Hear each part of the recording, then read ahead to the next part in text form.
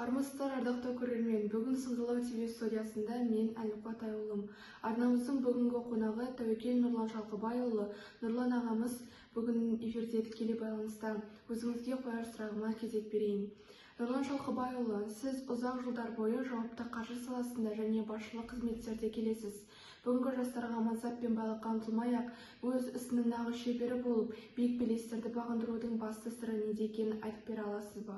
Жастарға айтарым, байлық пен мансап адамның басты мақсаты болмау керек.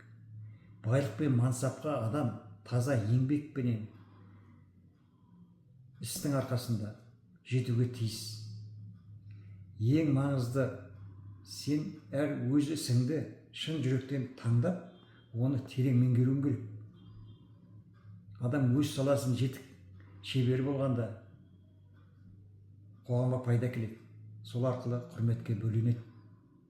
Табысқа жету үшін бірінші адалдық, тәртіп, еңбекқорлық, тұрақтылық қажет.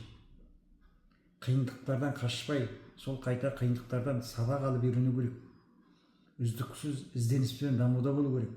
Үздіксіз ізденіспен дамуда болған жағдайда ғана жетістікке жетесің. Ол жетістіктің негізі сол.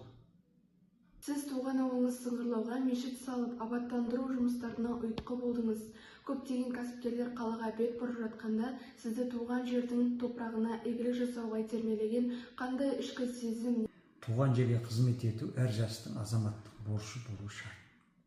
Мен өзім Сыңғырлау ауылының алғашқы қазығын қаққан азаматтардың бірі болғандықтан, және шаруашылықтың құрылған күннен тарағанға шейін бас маман болып қызмет жасағандықтан, сол ауылдың дамуына үлес қосу табиғи нәрсе деп ойлаймын.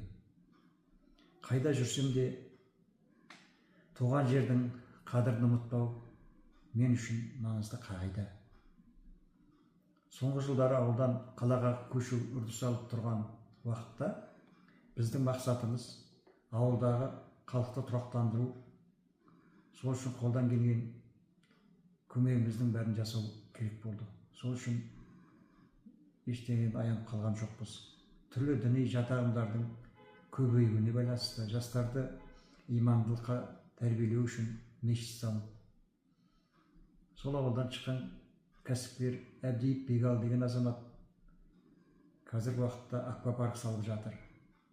Осы аквапаркты салуда алдын ала жоспарлауда бірге ақылдасып қолдан келген көмегімізді беріп отырмыз. Аквапарк біткеннен кейін Сыңғырлау ауылының тұрғындарын жұмыспен қамту басты мақсатымыз. Бұл да Сыңғырлау ауылының болашағы үшін жақсы әсер ететін